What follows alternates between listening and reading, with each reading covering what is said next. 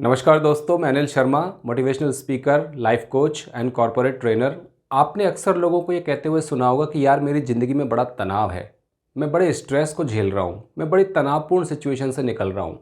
जिस जॉब को मैं करने जाता हूँ, 9 to 5 जो जॉब करता हूँ, उस जॉब में बड़ा तनाव है, बॉस मेरे को बड़ा हरेस करता है। ऐसी ऐसी बातें करते हुए अक्सर आपने लोगों को सुना होगा। और नो डाउट इस बात में कुछ सच्चाई भी है कि वास्तव में आजकल लोगों की ज़िंदगी बड़ी आपाधापी से भरी है, तनाव से भरी है, सुकून कहीं खोसा गया है और सुख के और आनंद के कुछ पल निकालना भी बड़ा मुश्किल और भारी प्रतीत होता है। तो आखिर में इस तनाव को हम कैसे कम कर सकते हैं? आखिर में इस तनाव को दूर करके, स्ट्रेस को दूर करके हम अपने अंदर जॉय, हैप्पीनेस और आनंद कैसे प्राप्त कर सकते हैं? देखिए, जब मैं बहुत छोटा था बचपन में, तो मेरी माँ मुझे एक कहानी सुनाया करती थी। वो कहानी थी कस्तूरी मृग यानी कि मस्क डियर के बारे में। कहानी शायद आपने भी सुनी होगी कि कस्तूरी मृग को बहुत ही अच्छी एक सुगंध का आभास होता है और उस सुगंध को ढूंढने के लिए कस्तूरी मृग जंगलों में, वनों में, पर्वतों पे, नदी नालों में, पहाड़ी गुफाओं में, सब जगह उसको ढूंढता रहता है। और अंत में ढूंढ ढूंढ के इतना परेशान हो जाता है कि थक कर खुद ही वो प्राण त्याग देता है, लेकिन वो कस्तूरी उसको मिलती नहीं, उसकी सुगंध का स्रोत वो नहीं खोज पाता। और इस कहानी का जो मॉरल है, जो इस कहानी का जो जो मॉरल टीचिंग ये कहानी हम सबको देती है, वह यही देती है कि स्ट्रेस को बीट करने की मैकेनिज़्म आपके अंदर ही है, तनाव को बीट करने की मैकेनिज़्म आपके अंदर ही है। जॉय, आनंद और हैप्पीनेस कहीं कोई बाहर से रेडीमेड आपको नहीं दे सकता।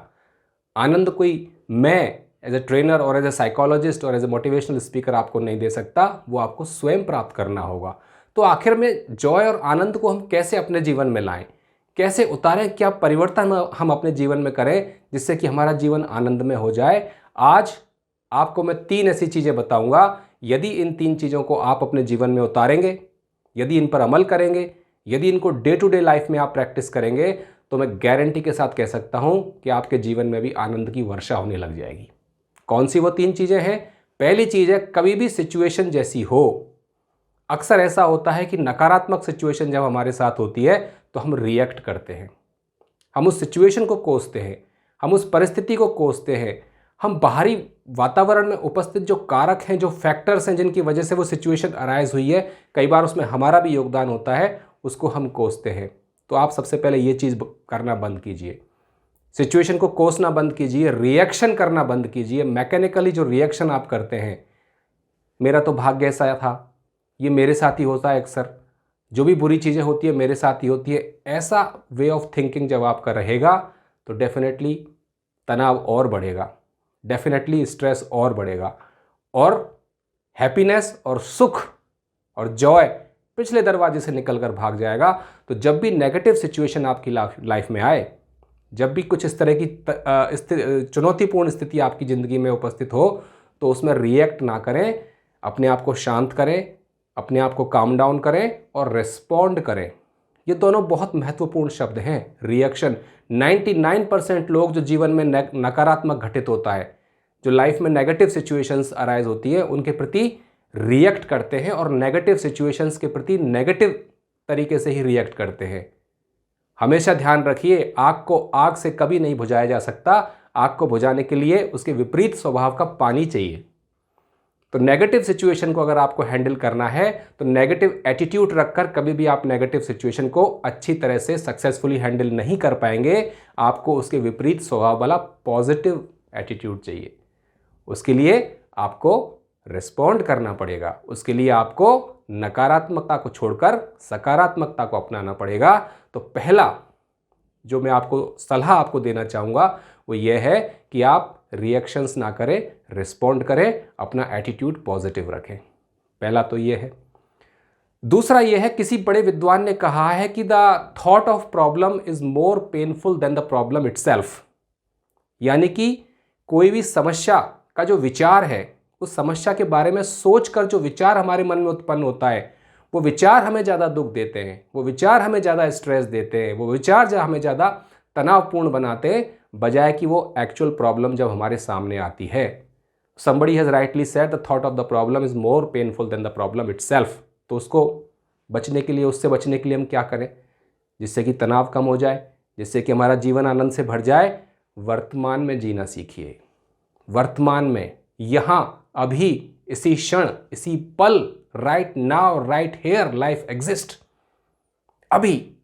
कल जो होगा वो देखेंगे, कल जो निकल गया वो तो गया, that is dead past, I can not do anything about it.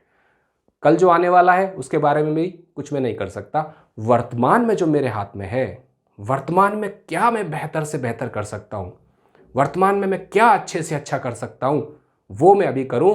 और मेरी बात को आप मानकर चलिए, 15 साल का मुझे काउंसलिंग का और कॉर्पोरेट ट्रेनिंग का अनुभव है। यदि आप भविष्य की चिंता छोड़कर और भूतकाल के बारे में पछतावा छोड़कर, क्योंकि भूतकाल के बारे में हमें पछतावा होता है, भविष्य की हमें चिंता होती है, इन दोनों को छोड़ दीजिए, वर्तमान में जिए। अभी, अभी इसी वक्त मैं क्या कर सकता हूँ, अभी इसी वक्त अपने आनंद को बढ़ाने के लिए, अपने जीवन में और आनंदमय होने के लिए मैं क्या कर सकता हूँ, वो अभी कीजिए। Right now, in this moment, in this very moment, right here, right now.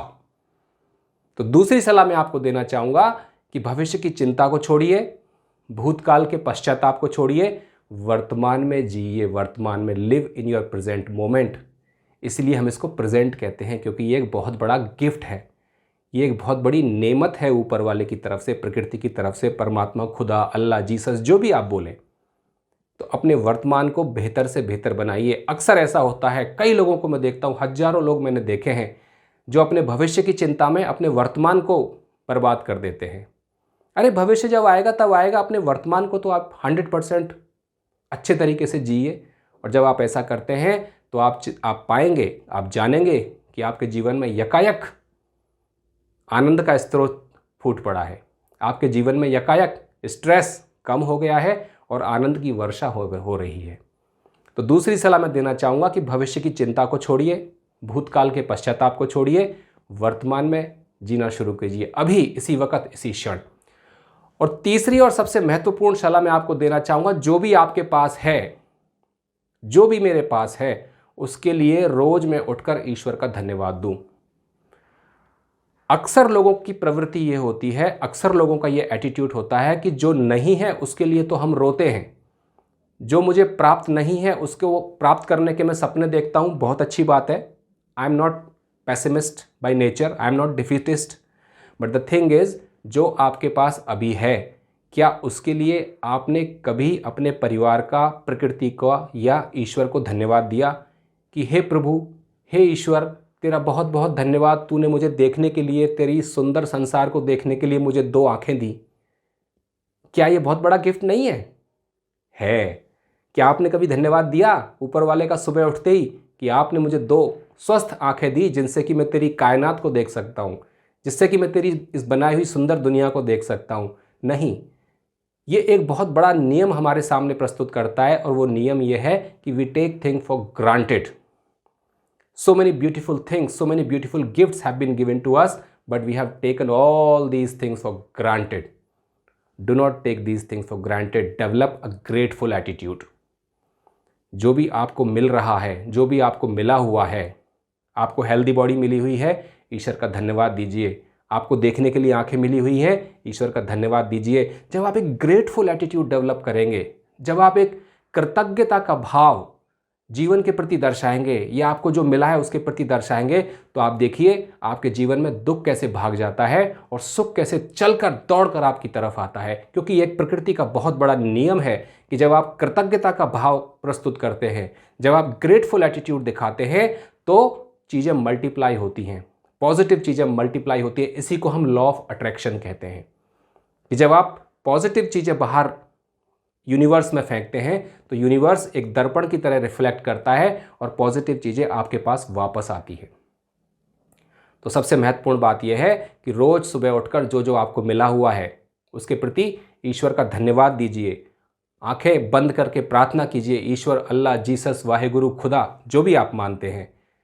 और तब आप देखिए कि आपके जीवन में स्ट्रेस कैसे कम आता है। स्ट्रेस कहीं नहीं है दोस्तों, स्ट्रेस आपके मन में है, स्ट्रेस आपके विचार में है, स्ट्रेस केवल आपकी सोच में है। इसके अलावा स्ट्रेस कहीं नहीं है, केवल आपके नज़रिए का फ़र्क है। अगर नज़रिया आपका पॉजिटिव है, नज़रिया आपका हेल्दी है, तो स्ट्रेस कहीं है नहीं। किसी कवि ने, किसी शायर ने बड़ा अच्छा कहा है, और ये कह के मैं अपना वीडियो ख़त्म करना चाहूँगा, सोच बदलो सितारे बदलेंगे, सोच बदलो सितारे बदलेंगे, नज़र बदलो नज़ारे बदलेंगे और कश्तियाँ बदलने से होगा नहीं कुछ मेरे दोस्त, कश्तियाँ बदलने से होगा नहीं कुछ मेरे दोस्त, दिशाओं को बदलो तो किनारे बदलेंगे। मैं आशा करता हूँ वीडियो आपको पसंद आया होगा और इस वीडियो के माध्यम से जो संदेश मैंने आपको दिया है उस संदेश पर आप अमल करेंगे, स्ट्रेस को आप बीट करेंगे और अपने जीवन में हैप्पीनेस, जॉय और ब्लिसफुलनेस आप अपने जीवन में बहुत अच्छी तरह से प्राप्त करेंगे। Thank you very much.